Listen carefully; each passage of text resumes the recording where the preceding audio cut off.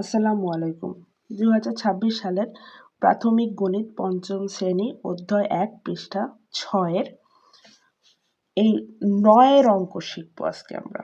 9 9 9 এরকম থাকলে খুব সহজে কিভাবে গুণ করা যায়, কারণ এত বড় গুণ করতে জেনারেলি খুব ঝামেলা হয়ে যায়।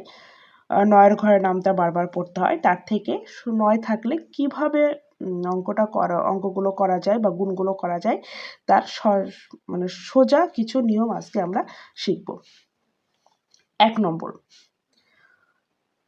99 গুণ 24। তাহলে 99কে আমরা কি লিখতে পারি? 100 লিখতে পারি। এই কেন 100 লিখব? এই দুইটা 9 জন্য আমরা দুইটা শূন্য দিয়ে দিব, আর এখানে যদি 1 দিয়ে দিই তাহলে 100 হয়ে যাবে, আর এর সাথে যদি আমি 1 বাদ দিই তাহলে 99 পেয়ে যাব। তাহলে এই 99ও যা, 100 বিয়োগ 1 সেই একই জিনিস, গুণ 24।